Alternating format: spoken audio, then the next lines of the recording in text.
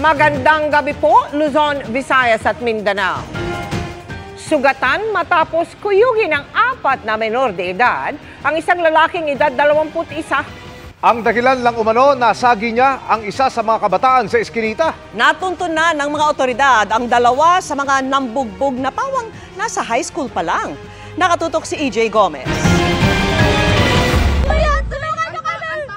Eksena yan sa barangay Pasong Tamo sa Quezon City kagabi matapos umanong pagtulungang bugbugin ng 4 na menor de edad ang isang lalaki. Ang sumisigaw na babae, kasintahan ng 21 anyos na biktima. Kwento ng kaanak ng biktima, pauwi na ang magkasintahan ng masagi ng biktima sa isang eskinita ang isa sa mga sospek na bigla na lang daw nag-amok. Yung brother ko po is nangingi naman po ng patawad sa nangyari.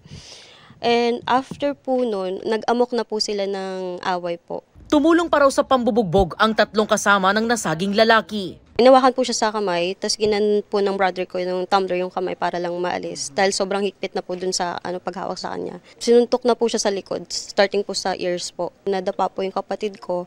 Pinipilit pa po nilang itayo kahit na natumba na siya para suntukin ulit. Nagtamo ng mga sugat sa iba't ibang parte ng katawan at mukha ang biktima. Nagsusuka na rin po siya. At hindi na rin po makatayo dahil po yung likod niya po is masakit na, may tadyak din na po sa likod niya, may sipa. And pag tumatayo po siya is nahihilo na po siya. Hindi na po siya makatayo ng maayos. Natunto ng barangay ang 2 sa 4 na menor de edad na pawang high school students. Hiningan sila ng pahayag ng pulisya. Matapos ang insidente, nagpa-blotter ang isa sa 4 na menor de edad ayon sa Barangay Council for the Protection of Children o BCPC ng Pasong Tamo. Depensa raw ng 17 anyos na binata, sinaktan din siya ng biktima. Nung nasagi sa balikat, tinanong, masikip ba ang daan? Parang ganon.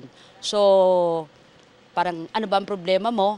Medyo hindi naging maganda siguro ang dating doon sa batay lang to sa nalalaman ko po.